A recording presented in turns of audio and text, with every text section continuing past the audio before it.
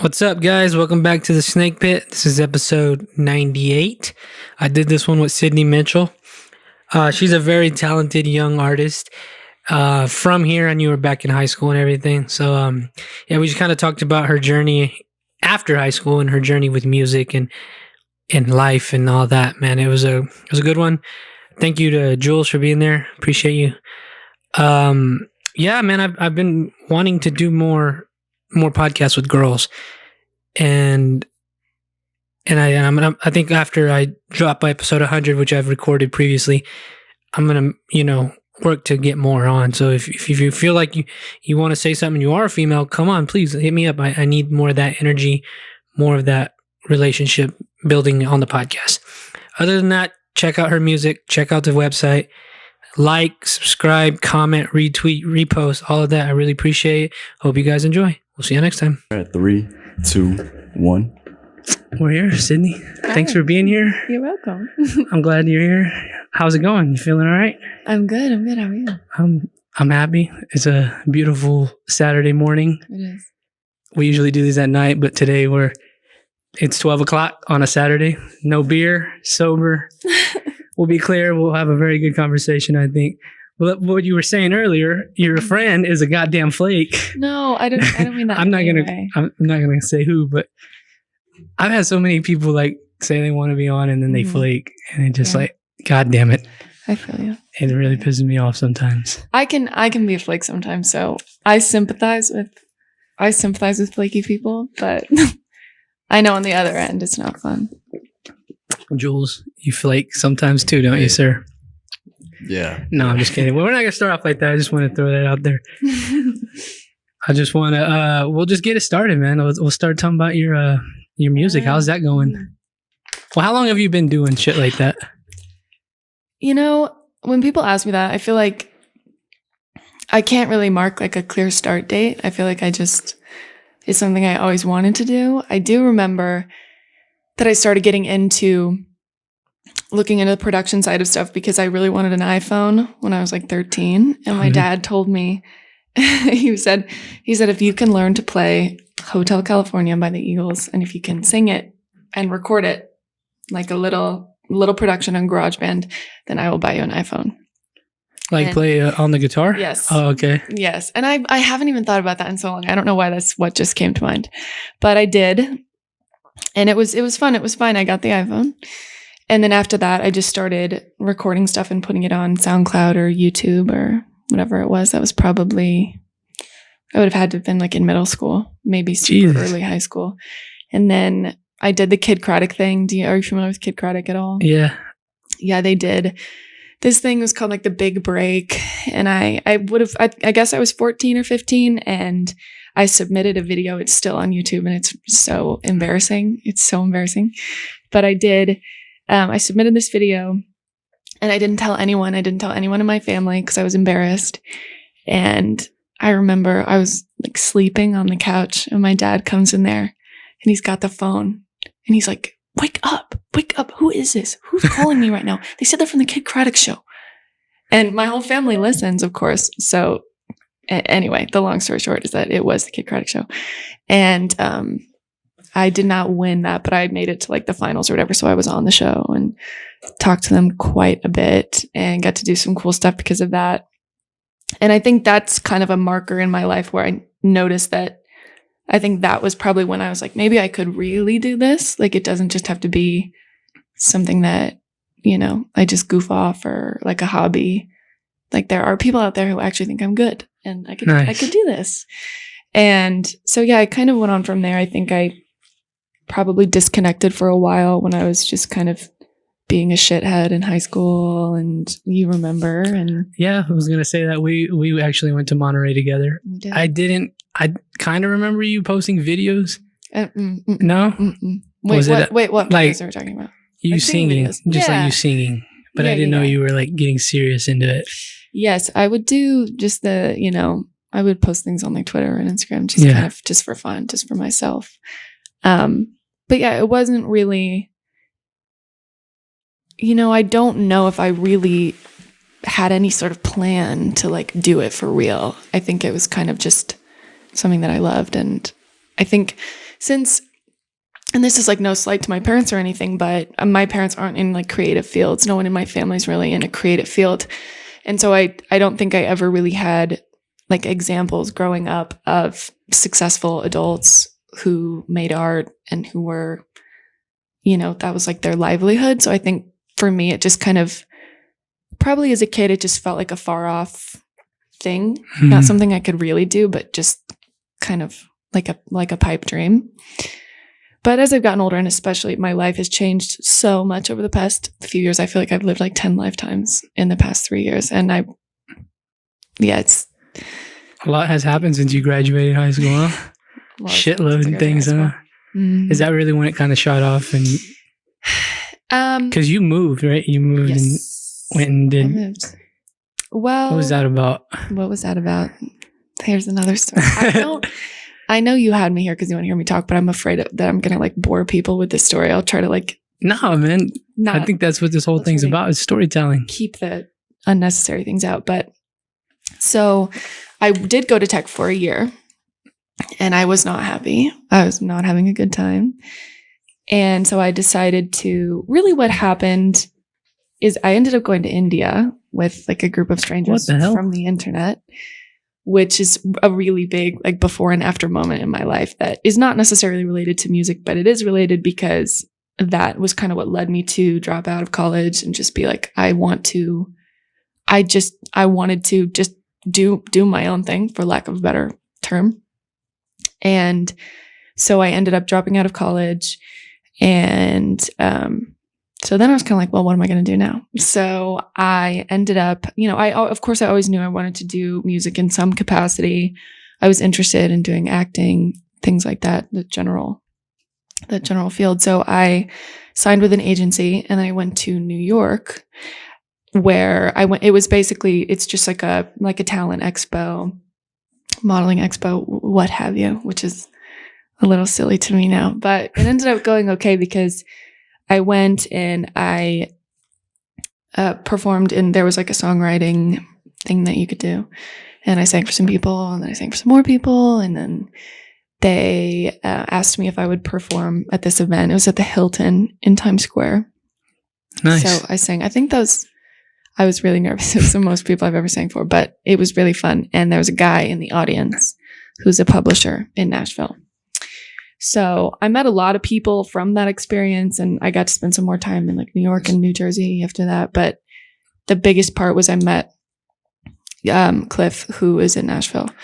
So this whole time you're doing this, is it just you? Yes. Nobody's with you? Nobody's kind of... I mean, I was with people from my mother agency who like took me there, but none of my family. No. How was that? Just...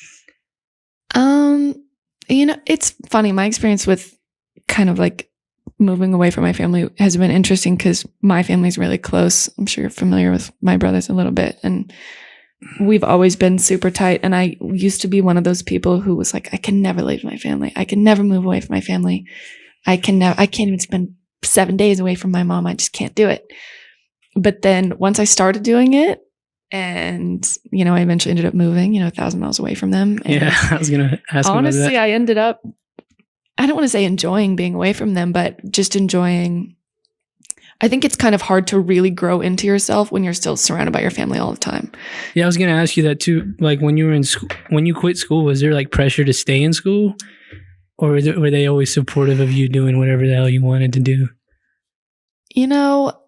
I think my parents accepted probably at some point when I was in high school that I can be very, very stubborn. And when I don't want to do something, it just doesn't go well. And I think, I don't know, of course they wanted me to go to school, but I think they could tell that I was really unhappy. I think that was part of it. It wasn't just me being lazy or that was probably part of it. But it wasn't just that I was lazy or that I just wanted to like go goof off. I think I was really unhappy and they knew it. And I think that's why they were like, okay, just go do what you need to do. And school will always be here. We can worry about this later. Yeah, I think we, maybe a little bit older generation, a little bit older people than us, but I think college was kind of forced down everybody's throat. Like, you got to go to school. Like, Mhm. a shitload of kids probably went to Yeah. school and put themselves in debt for no reason. Yeah.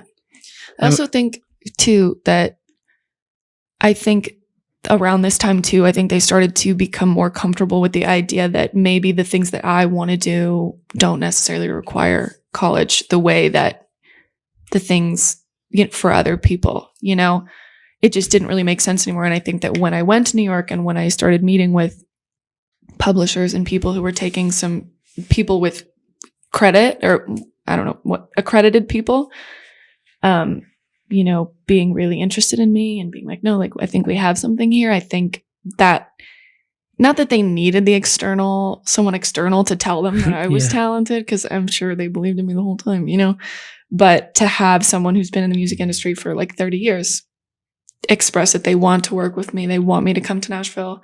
I think that kind of made it a little more digestible for them, just because of, I don't know, just, the way that they were raised. And because your brothers, they went to tech and Yes, did the whole they've graduated. that whole path They like did that. They did the whole thing. Yeah. Yeah. So yeah, I bet that's a little bit different. Yeah, it's definitely different, but I think I am lucky. I think about that a lot, that a lot of parents probably would have never let their kid leave college in the first place. It would have been like, nope, you're not doing it. Yeah, that was my experience. There was no question about it. Yeah. And I think I really appreciate that when they could sense that I was unhappy, they were willing to kind of let me figure it out. Because that's what so much of my life has been since I left high school, is just figuring it out. And you just got to do it sometimes, huh? Just to figure it out. Yeah, and I think it's kind of hard to, and I'm not dissing college. Like, I think a lot of people have a wonderful experience there, but I didn't feel like I wasn't going to learn anything new about myself there at that time. And I don't know, like, I actually rushed, like sorority rush. Oh, okay. Yes. And this is so embarrassing, but I got cut from like every house, I think, on the first day. Not every single house. Definitely every house by like the second day. And luckily, I'm not someone who was like dying to be in a sorority. I think I just was trying to like give it my best shot. Like, I want to make friends. I want to, I was just trying to integrate myself, try to just commit to, not just have one foot in the whole time. Yeah, I definitely regret not doing that. Like being more involved in school. Yeah. When you're there, you might as well do everything. Maybe not rush, but other things. No, like, I get it. And I think for me, that was the most like feasible way that I could think to meet people, to be social. And when that happened, it's funny because even though I wasn't someone who always like dreamed of being in a sorority, it's not something I ever really cared about. It really makes you feel bad when that happens to you. And I was just like, I think from now, I was like, screw this. Like, I'm not going to have any friends. And I don't know. I felt very isolated. I felt really lonely. I didn't feel like I was learning. I think my major was nutritional science and dietetics.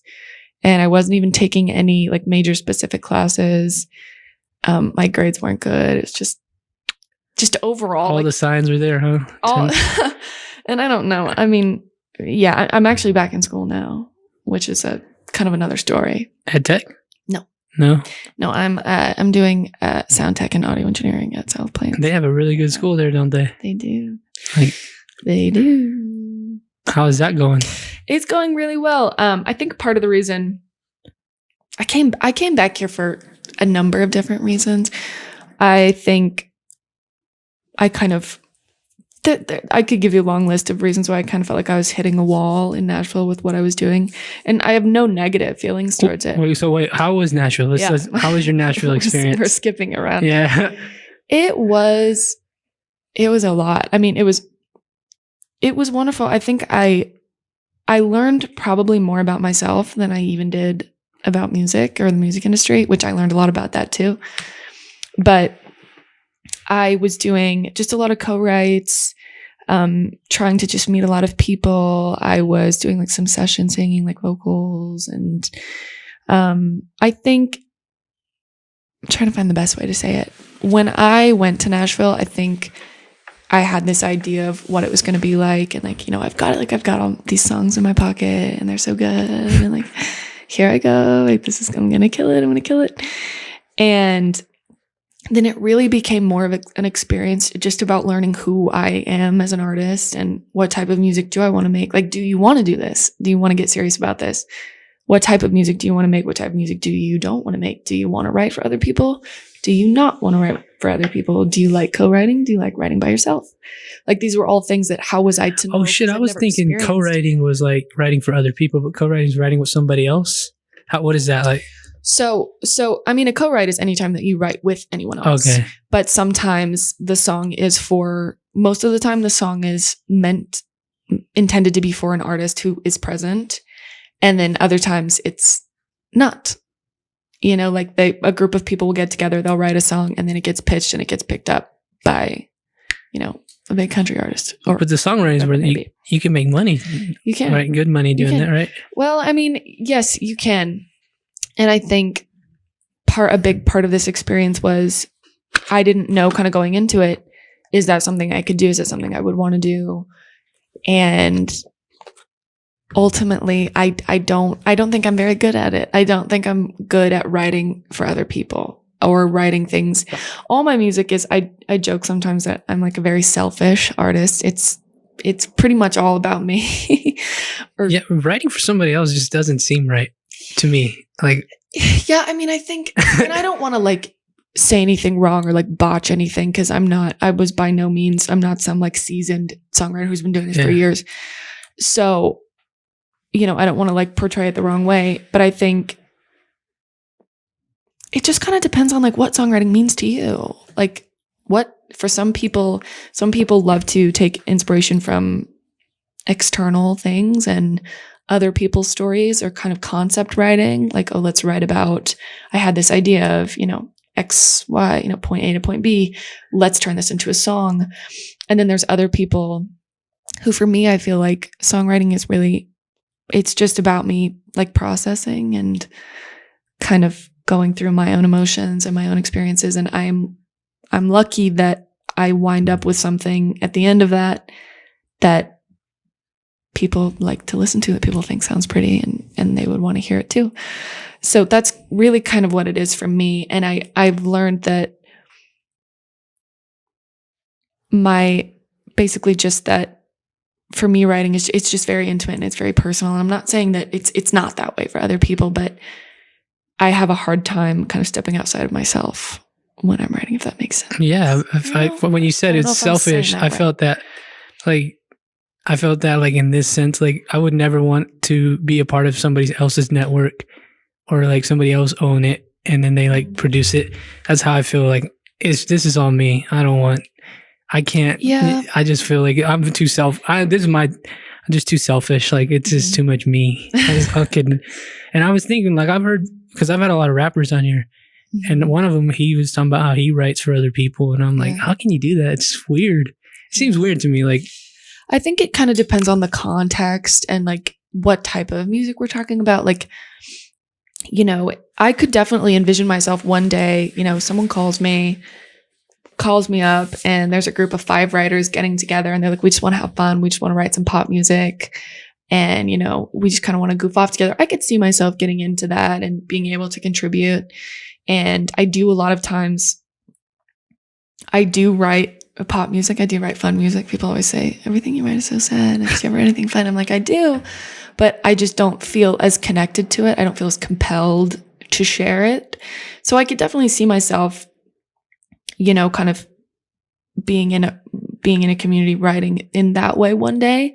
But for me right now, I think all my music is just so personal that I think part of what makes my music special is that it wouldn't make sense if somebody else sang it. You know, it wouldn't, like it's kind of like, you know, you hear me sing it and you know I wrote it and you know it's about me and it's just very, I'm really like, I'm exposing myself. I'm like putting myself out there. Oh yeah. It's kind of embarrassing. It's sort of pathetic, but kind of in a beautiful way, I think. And I couldn't ever imagine giving that away to somebody. And I don't even think anybody would want to sing it because it wouldn't make sense. Or, you know? Yeah. I could be like botching this whole conversation. I don't know. I'm just, this is all new to me, man. How are you feeling over there, Jules? Oh, they're drinking water. Yeah, feeling good. Do I sound good? Because this fucking headphones are pissing me off. Yeah, you feel Anyways, good.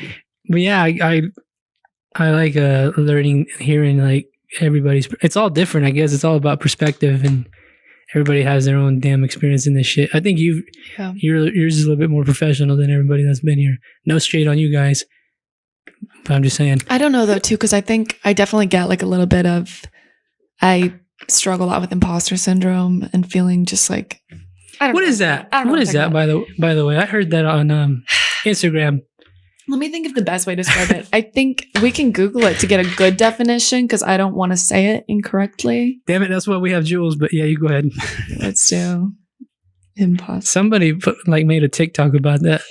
Okay. Imposter syndrome refers to an internal experience of believing that you are not as competent as others perceive you to be.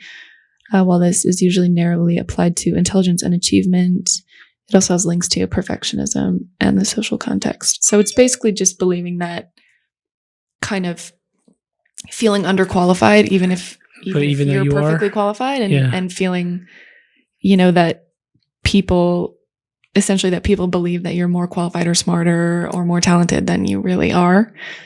And it's just kind of like a weird, like disorienting experience. And I'm always kind of like, no, but I don't really know what I'm talking about. And then I'm like, well, you've been around a little bit. Like you've done some cool stuff. Like so that's something I'm working on too. And I think that's part of the reason I wanted to go to school for sound tech and production is because I just want to feel more confident in myself. In a lot of ways, I already know what I can do, but I just want to really explore that more and be like, no, I know what I'm doing. Is this going to allow you to produce your own stuff more? So that really was a big part of the reason I did it. It wasn't underhanded, but I'm actually finishing my project now at South Plains because when you go to school there, you can use all the facilities.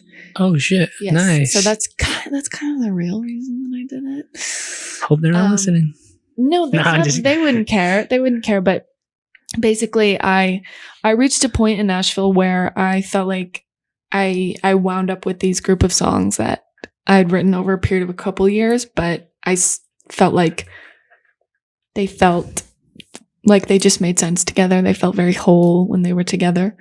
So I just, like I said, I was having some roadblocks in Nashville, some that I'm sure were more like emotional and kind of just energetic, and then some that were definitely like very three-dimensional things that were happening. But I just kind of decided to take control of it, and I sent a text to my friend. His name is Andrew, and I met him when I was at Tech. But he was about to graduate from South Plains with that same degree. And I said, if I were to come to Lubbock for a while, would you help me? Like, would you engineer this project for me? And he said, yes, of course I will. I'd love to. Nice. So that was originally the reason that I came back, and I wasn't even going to take any classes. I was just going to be here, make the project, and then go back. But then, or maybe go somewhere else. I don't know. But then I was just thinking about it, and I was like, I already have a lot of basics out of the way because I did a lot of dual credit in high school, and I, went to Tech for a year at least. So if I'm going to be here, and it's COVID as well, like there's just so much uncertainty in the world, and it's not like I'm missing out on a whole lot right now. So it's like, you might as well just take some, don't, make the most of your time there. So my parents encouraged me to do that. And I was like, yeah, no, I could get down with that. And so. Were you here before COVID, or when did you get back here? I got back here like late December. So it hasn't been very long. Oh shit. At all. No, it happened very fast. I was just going to come home like normal for Christmas. Cause my lease was up in like February. And then I was like, you know what? I think I'll just come back and just stay there for now. So I like to do things very impulsively. It was a very quick decision. Are you flying there, or were you flying there? I mean, no. Were you driving? I needed my car, so when I moved there, my parents drove me there, and then they flew back because it's 16 hours. And I was going to ask. I'm a baby about that. I'm not doing that by myself. I'm too scared of getting in an accident, or getting a flat tire or something. I don't know. So to come back here, my dad flew there and then drove back with me. Nice. Yes, packed all my stuff in my car. It was like a clown car. It's ridiculous. Did y'all make that trip one all consecutive Yep. 16 No hours? stop, baby. God damn. To be fair, my dad drove like the whole time, and I think I slept like half of it. And so we get back to Lubbock, and I'm like, that wasn't so bad, Dad. And he's like, yeah, for you. Yeah. For you. How is Nashville? Is it a fun city? It really surprised me a lot. I think I didn't turn 21 until May. And at that point, most things weren't open. So in terms of like getting to go out on Broadway and like the full nightlife, I didn't really ever get to experience a ton of that. But Nashville really shocked me. When I originally moved there, I wasn't moving there for like the city itself. I was moving there because of the people who were there. The opportunity that was and the there. opportunity that was kind of just jumping out at me. But I was really shocked by how much I loved it, and I miss it so much. I like can't think about it too much or I'll get upset. But it is so beautiful. There's so much nature. There's so much outdoor stuff to do. I would go hiking like 3 times a week, 20 minutes from my house. That's the one thing we're missing here. God damn it. Yep. And I mean, there's just everything. I think a lot of people too might imagine Nashville as like super country and, you know, like Hicktown, but it's not. It's really very modern, and there's a lot of really, really cool stuff going on there. I had no shortage of things to do. I didn't know you were that young. Yeah. God damn. I'm only about 21 and a half right now, but people tell me that I seem older than that a lot. I don't know. Well, I guess, It's true. when did you graduate? 17. Oh, 17. Mhm. I thought you graduated the year after me, When were you? 2015. 15. So you were between Connor and Baylor. Yeah. So I thought you Well, I hung out mostly with people who were at least a grade or two above me. Is so Abby I think a grade it's- above you? Yes. Was she? Yes.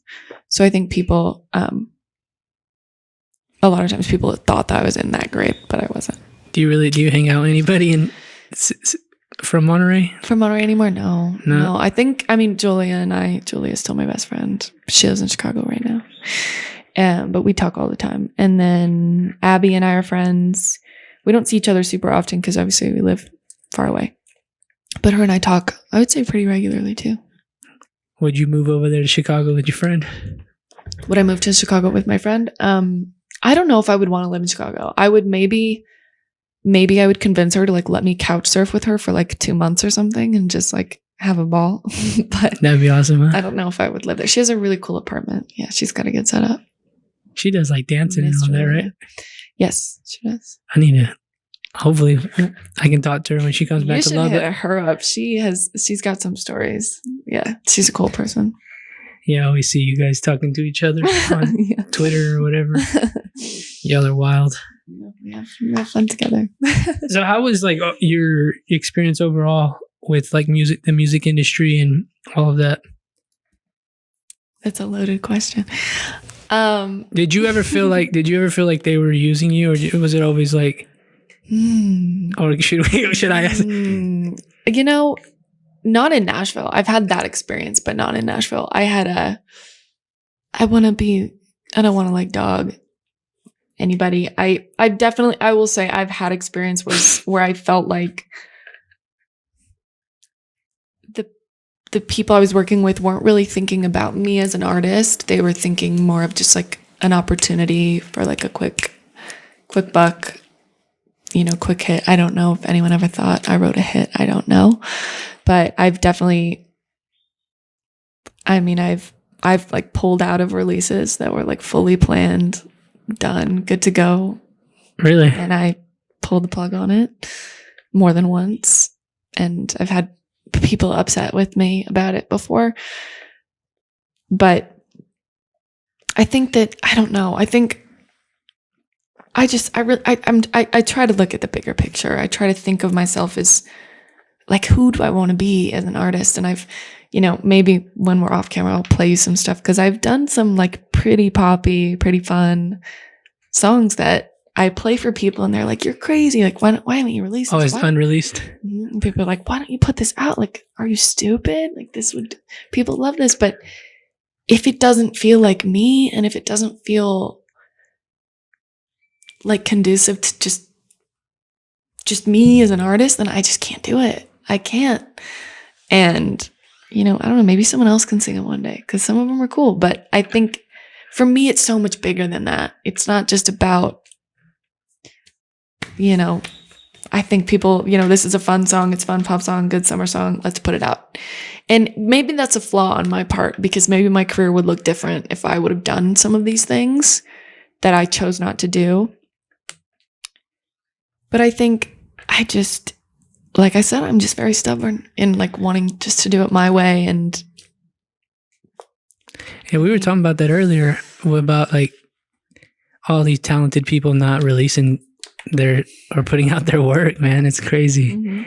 It's crazy from an outsider, like knowing these people, Choppa, motherfucker, and just like how talented they are. And for whatever reason, whatever the reason is, there's just not, I don't know. I think, you know, and I mean, I don't know. Maybe I'll kick myself for it one day and say, you know, you should have just put it out. You should have just sucked it up. Like, who cares? Put it out. And maybe I will, like tomorrow. I don't know. But I think, you know, like I said, like for me, it's just bigger than that. And to me as an artist, the most important thing is that you love your work. And I'm the type of artist that I can make something, and if I think it's good, it doesn't matter to me if everyone else says they hate it or like that it's boring or it's lame, or I wouldn't care. I would still put it out because I loved it. And on the reverse side of that, if I make something and I don't like it and it doesn't feel like me, everyone can tell me that they love it, and that doesn't matter to me either.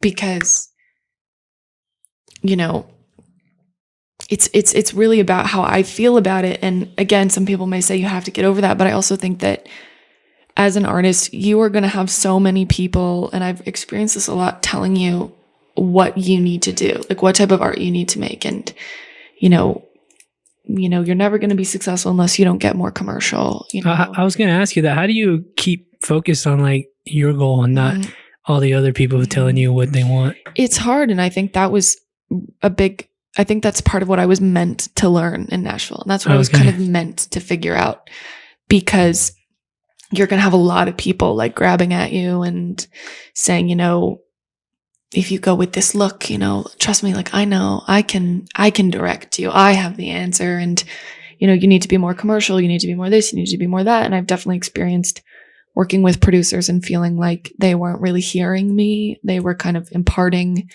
their vision onto me, or what they felt, just what they felt like was a better way to go for whatever goal they envision that I have, if that makes sense. Yeah.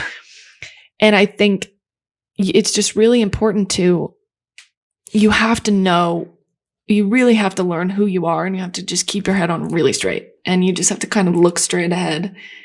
Because if you listen to all these different opinions and all this advice coming at you from all these different people in all these different directions, your head is just going to start to spin. And that's not to say that you shouldn't take advice. You shouldn't listen to people. I think you should develop relationships with people you trust, and people who aren't just concerned about, you know, not just your career, but you as a person, and not just how much money you make or a quick hit, but the longevity of your career and your, you know, your happiness and your, you know, is this fulfilling to you? And I think I have found at least one person who I know is that person for me. So I feel really grateful for that. But I mean, yeah, I think when I went to Nashville too, I mean, I was young. I was only 19 when I went. And I think that I didn't have a clear vision of what my music was going to look like. I did not know what it sounded like when it was done. I didn't know what my visuals looked like. I didn't know any of those things. And I think that's okay. It's okay to not know that. But I think the more that you don't know, I think the more room you leave for people to try to make up your mind for you. They'll tell you what you need to know. They're going to tell you. And I don't even blame those people, because I think if you meet a 19-year-old who you think is talented, but she doesn't really seem like she knows what she's doing, or she seems confused, I think it's natural to say, well, here's what let me help you. I know, like, let me kind of nudge you in this direction. So I get it. And I don't, you know, take it like personally. That's why I was asking, because that seems very like people could really, really, really like take advantage of that. Those guys, like young people who don't really know what they want, but they're talented. Just like, yeah. But I think the good thing about me is just how stubborn I really am. I think it's been a pain in the ass a lot of times, but I think it will pay off for me well. That, you know, if something just doesn't, a lot of my life is just about, I try to just follow my intuition and just kind of follow my heart when it comes to stuff like that, as corny as it sounds. And if something just doesn't feel right to me, then I just won't do it. You can't make me do it. how do you listen to your intuition? Like, what are some, like, if people are listening out there and they need help, wanting to be able to know when things are right and when they're wrong, or is it just in you? This goes back to kind of like my spiritual journey that I've been on for a while now. And I think, do I think some people are more intuitive than others? Maybe. But I also think that everybody has kind of that inner guidance, whether you want to call it gut feelings, whether you want to call it just things that you just feel incredibly compelled to do, things you feel drawn to. But I think that people are taught to kind of doubt that. Maybe that's what Do you think intuition's something you can, like, is kind of like a muscle? Do you think you can just work it out and practice it? I do. And it grows stronger as, you know, I guess if you put more thought into it. I do think it's something that you can definitely foster, because I think it's very easy to ignore your intuition. I think it's very easy to ignore your intuition, and it's actually very scary to follow it. And I think that may sound backwards, but it's really scary to do something when you have no logical reason to do so. You just feel that that's what you're supposed to do. You just feel it. And that's scary to be like, I don't know why this is going to work out. I don't know if this will work out. This might not make any sense. This might be completely illogical. This may be dumb. I like doing a podcast. Sure. Yeah. That's what I try to do. I try to help. I got drunk last night and I went on a rant about that. Like, just find something you love, and no matter what, just go and do it. Fuck it. If you fail, you fail. At least you tried. Exactly. And I think an energy that I've really been really loving lately, like putting myself into, is just that I just don't care if I fall flat on my face. I just don't care. I don't care. And I think that keeps so many people from doing things because, oh yeah, I mean, in a way, it's completely delusional. Like, I am completely delusional to think I'm going to record an album and I'm going to put it out and it's all about me and everyone's going to love it. And I'm going to like do this job that almost nobody really gets to do. And I'm going to be the one person who this works out for. So many people pursue this and it doesn't work, but I'm going to be the one that this is going to happen for. Does this sound delusional? I'm going to be the next Joe Rogan. Does that sound? See, that's why I tell my shit every day. It's delusional to believe that. And I think people just think that they just can't do it. And I mean, but in everything in my life, whether it comes to like relationships, telling someone how you feel about them, whether it comes to like pursuing a job, whether it's about making art and putting it out, I just don't care if I embarrass myself anymore. I don't care if I looked stupid or like, whatever you want to say. I just don't care. I think I would so much rather look back at my life and look back at my experiences, and I would so much rather be like, yeah, I looked like an idiot and I fell flat on my face, rather than knowing that I played it safe. And having that regret. And you never know. And I also think that when you're following your intuition and just doing what comes naturally to you, sometimes it may lead you somewhere that's maybe different than what you thought, but it's still equally as profound as well. You can be, me following my intuition maybe it won't lead me to music. Maybe it leads me to something else. Like maybe it leads me to, I'm just using that as an example, but it's not, it might not even always be like the result that you think, but if you feel really compelled to do something, if you really feel so strongly about something and you just can't stop thinking about it, I just believe there's a reason. I don't know what it is, but I think that there's a reason, essentially, and you should try to figure it out. That's what I'm trying to get these people listening. No matter how old you are or young, whatever, just figure. I don't know, if you just do it, it'll come. Like you said, if you have a goal and you chase it and you land somewhere else. I mean, what's that saying? Shoot for the moon, Even whatever. shoot for the moon, and even if you miss, you land among the stars. Yeah, that baby. I think about that a lot too. I do too. And even like this is an example on a smaller scale, but I never would have thought I would move to Nashville. I never would have thought that. I never would have thought, yeah, that's the place where I'm going to go. I would have picked LA or New York before that. I would have never visualized myself there. But then when I went to this convention, that's just what happened. And that's just what presented itself to me. And I just took it just because it felt right. And then there I had all of these experiences that not necessarily that they, not that I, had, the success that I maybe would have dreamed would have come to me in those years. I had all these experiences that I then am writing about.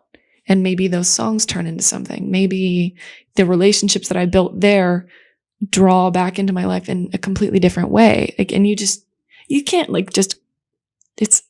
you can't, worry about the outcome. I think it's just bizarre. And you kind of like look at your life and the way things seem to kind of like web together in weird ways. And I think that will happen if you just go for it. And just if something feels right, just do it. Even if you don't have a good reason, just do it. That's my advice. Would you say, no, I liked it. Would you say, are you happy right now? Am I happy? Or are you happy that the way things are going? Yes, I am. I'm in kind of like a little bit of a weird place right now. Honestly, I'm very happy with the way things are going. I am proud of my decisions. I feel like I made good choices. I feel very equipped to be doing what I'm doing at this very specific moment in time. And yes, I'm very happy with my decisions, but I also think, being back in Lubbock kind of comes with its own set of challenges. It's kind of hard to not feel like I'm regressing, moving back to your hometown after you, kind of got away and moved to the music capital of the States, and then you move back. I think that I have struggled a little bit with my pride being kind of like, It's all right. But I think that that's just more of an opportunity for me to practice just letting that go and just really, and it just doesn't matter. It doesn't matter what people think. And I mean, yeah, so I think that's definitely something that is challenging me a little bit. And just, of course, like missing Nashville, kind of missing that independence.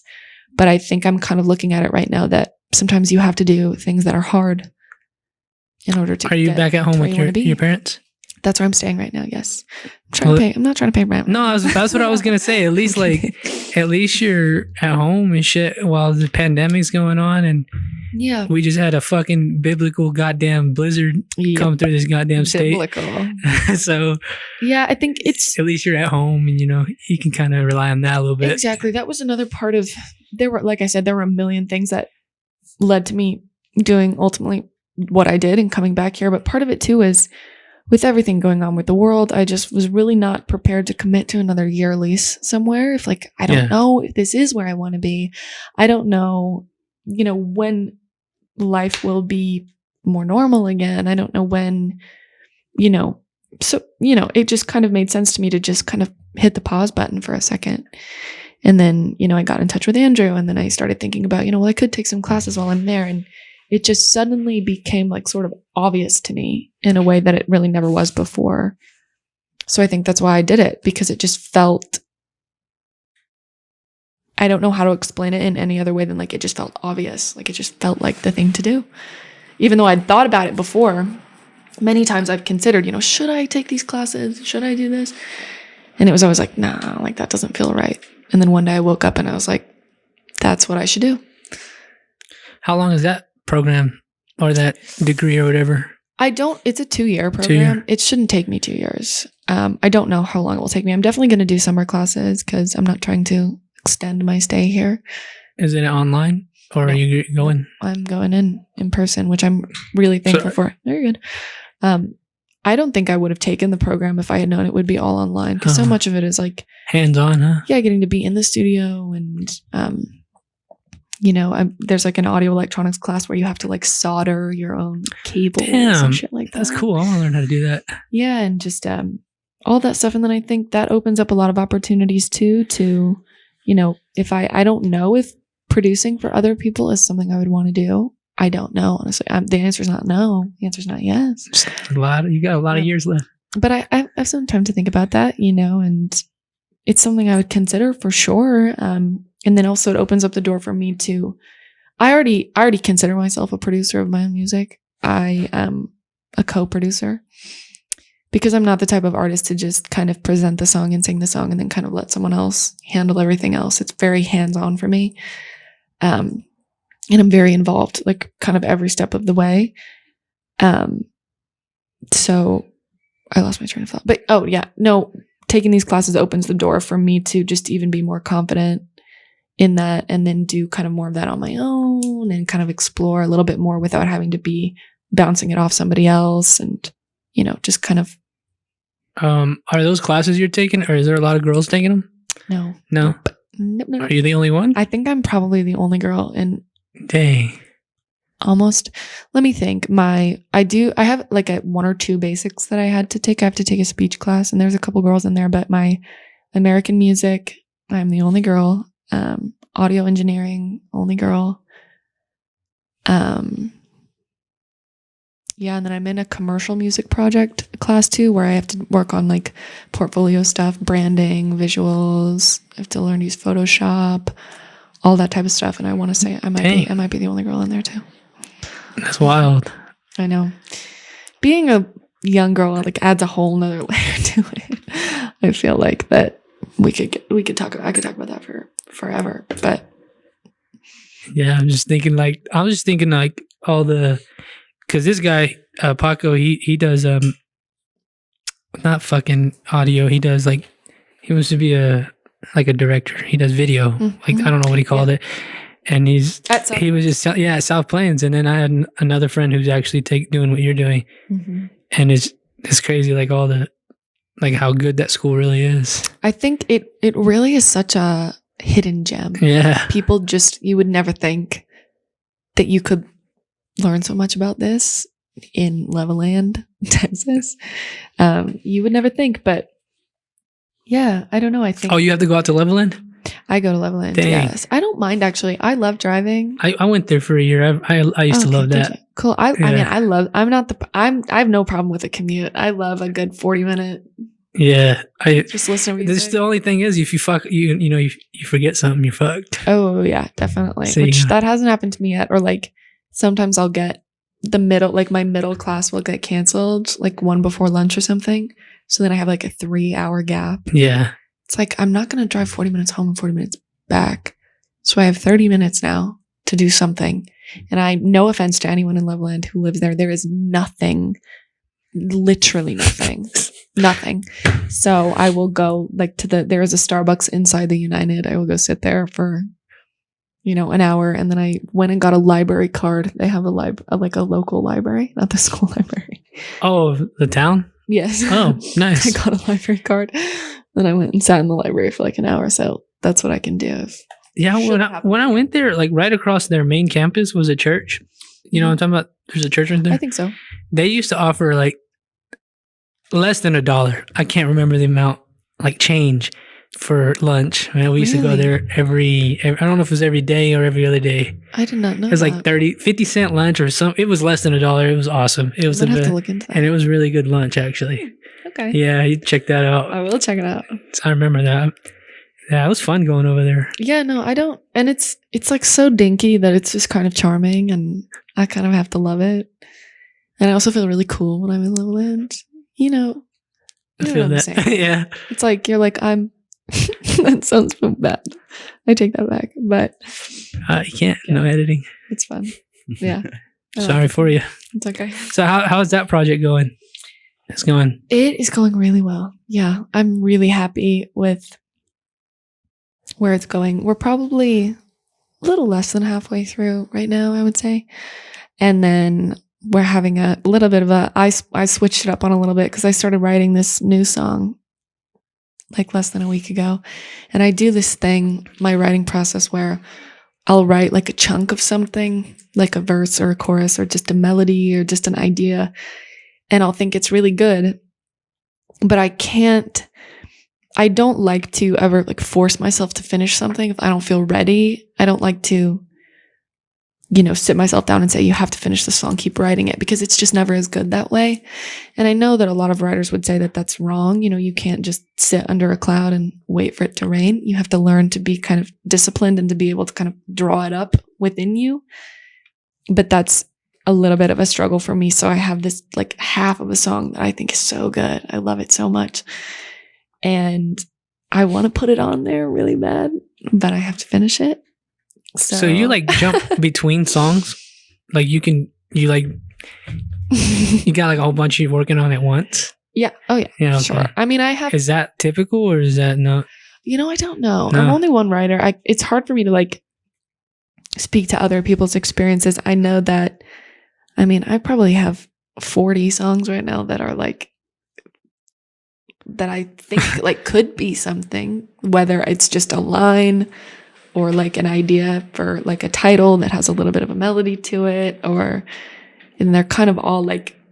Does that brain ever switch off? Does that part of your brain ever, like, is it always, this could be not really. No? It's pretty much always on. Dang. I think sometimes I'm more zoned in than others, and I definitely go through like ebbs and flows of being more inspired and more productive and being kind of less inspired and less productive, as I'm sure anybody does. But yeah, it is pretty much always on my notes app. It's absolutely bizarre. It's crazy in there. Do you write on paper or is it all in the notes? I usually don't write on paper. No. I've been kind of trying to adjust my process a little bit, or just try to find a way to, I don't know, make the most of it, most of my productivity. So what I've kind of been doing lately is I generally just like type things in notes. I also do a lot of my writing like in the middle of the night. I'll like wake up Really? from like a dream. I'm like, like that type of thing. Or I'll be out with somebody and somebody says something, and I think, and I'll just type it in my phone just to remember it. And then that's usually where they start. And then at some point when I kind of get like a wave of some sort of emotion or some sort of, I don't know, I don't really know what it is, I'll kind of sit down and try to, just let it come out. But I've been trying recently to kind of maybe just every couple of days kind of go through my notes and, take a pen and paper and copy down the things that I think, the good parts, the more profound parts, and then kind of try and see where I can draw like similarities. Like, I think this is kind of the same emotion I was picking up on. Maybe this is a song, and kind of trying to like organize them a little more. Something I'm working on right now. And that's kind of how this last song came about. I've also been trying to, I've been getting really into reading poetry to try to kind of turn it on a little bit more, rather than, like I said, just sitting under a cloud and waiting for it to rain. And, it's a good thing I did. It's already going well. I got some poetry books from the library, and I found this one line in a poem that kind of just like switches something on in my head. And that's what made me write the half of a song that I'm now trying to finish so that I can get it on the project. So do you have that project? Have you set yourself an end date for that, or just kind of going? I have a general date that I'm hoping for. I have a lot in mind for this project. It's by far the most ambitious thing I have ever done, not just in terms of the music itself, but in some visual ideas that I have, and wanting to make sure that I get it to the right people and just give it like the best fighting chance of, performing well and people hearing it. So even if the music was done within the next like month or so, I would still have a pretty long way to go in terms of some of my other ideas. So I have a general date, but I also don't want to put like a ton of pressure on myself. I would rather do it right and just put it out when it's ready than put like an arbitrary date on it and then force myself to complete it when it really wasn't. There was more I could have done, or, it wasn't really finished yet, Do you have a lot of support from the people at South Plains, or do they not really know? They should jump on board if they do. Yes, they know. Of course I'm going to say yes. They're wonderful, and it is cool that it's really small. So I mean, all my professors know me really well and they know what I'm doing. They care about what I'm doing. So yes, I do. But yeah, I sometimes have this feeling that like, I don't know if I feel like people like don't really know how to, what's the word? How to like take what I'm doing. And I don't know. I don't know what words I'm looking for. That is one of the hardest parts about doing this is trying to figure out the words on the spot. Yeah. That's a very tough thing to do. I'll tell you that. Well, I talk to myself all the time and I always like think about things that I'll say. And I feel like my thoughts are so like, I have good thoughts, but then sometimes when I try to say it, it comes out a little jumbled, but I just hope that people get the gist. I don't know. Yeah, I mean, you got time to write it down and put it on a song. Yeah. As opposed to just I think fresh out the mouth on a fucking podcast. In my songs is where I get the chance to like really say what I need to say, and nothing else really matters that much, I guess. Where do you pull your biggest inspiration from? Or just for whatever? Is it boys? Yeah. I mean, I wouldn't even say just boys. Love? I would just say yes. Love. And sometimes I want to kick myself for that a little bit. Like I'm like, write about something different. Come on. But I think that's just what inspires me. I'm hopeless romantic all the way. It makes good music. It does. And I think a lot of my music too, I think this new stuff is not just about love, but it's not just about like a person. Like I wouldn't say that I write about somebody. I kind of just I'm almost writing about myself, the things that it taught me about myself, the ways that I felt. And I think something really interesting about this EP that I'm really excited for is that it is about love, but there's definitely more going on. And I don't really know how to explain that without you just hearing it. You guys just got to go listen whenever it comes out. But there's definitely like some other overarching themes that are a lot bigger than just, oh, he doesn't love me back. I'm so sad. It's not, yeah, there's definitely a little bit more to it. And there's definitely a story there that kind of accidentally came together. Cause like I said, I wrote these songs over the period of like 2 years or so. And when I was writing them, I didn't know that I was writing an EP. I didn't know that this would be my first big project, my first like cohesive thing that I would put out. I didn't know that. I was really just taking it song by song and just processing through my emotions and writing about them. And I somehow wound up with, now when you hear them all together, you can really hear like my state of mind at the time really clearly. At least I think you can, which is funny because it almost feels like a conceptual project about some things that are bigger than, the relationship itself. But I'm trying to word that correctly. But yeah, which is interesting because that's not what I meant to do when I wrote it. It just kind of turned out that way. But I like it. I think it's cool. There you go. Yeah. Jules, how you feeling over there, sir? Feeling good, man. Are you bored, Jules? Nah, I'm listening. You like it? It's a good one, huh? What's up? It's been good, huh? Yeah, it's been good.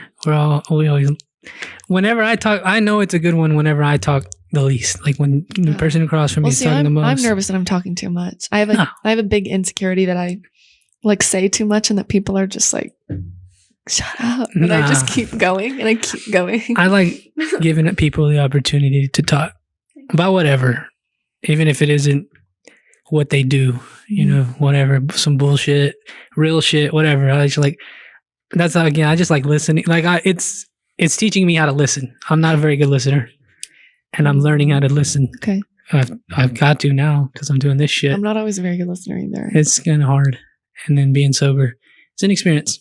Yeah. It's been fun. What are we at, Jules? We're at 59. 59, good. Making good time. We'll keep it about an hour. Okay. Hi, you got anything else? Any final words for the people who are still listening? If you've made it this far. I mean, wait, where can we find your music at? So, yeah, it's under Sydney Ross Mitchell. People who know me in high school forget that it uses my full name now. So Sydney Ross Mitchell. I think you just Google Sydney Ross Mitchell and it all comes up. It's on Spotify. It's on SoundCloud. I think it's on Apple Music. Where else? Amazon Music. It's on YouTube. My distributor puts it everywhere. It's probably in places that I don't even know it's there. So Nice. yeah. Jules, thank you, sir, for being here. Of course, of course. You got anything to say, man? Nah, nothing at all. Was it a good one? It was a great one. I'm hungry. I gotta go pee, and I think I'm gonna end it here. So we'll see you guys next. Oh wait, shirts. Snake Pit with rattlesnakeroy.com. Go get them on the website, or hit me up. I will deliver them to you locally. But this was a good one, Sydney. Thank you so much for being here. I really appreciate it. Maybe we can do it again in the future. Yeah. When it's out, and then you can tell me what you think. There we go. Let's do it. Yeah. We can analyze it together. We'll play it. Okay. Fuck it. But yeah, thank you. We'll see y'all next time. There you go. Episode 98. Sydney Ross Mitchell. Go check out her shit. It was a good conversation. So I really enjoyed it. Hope you guys enjoy it. If you haven't already, like, subscribe, comment, retweet, all that shit. But thank you guys.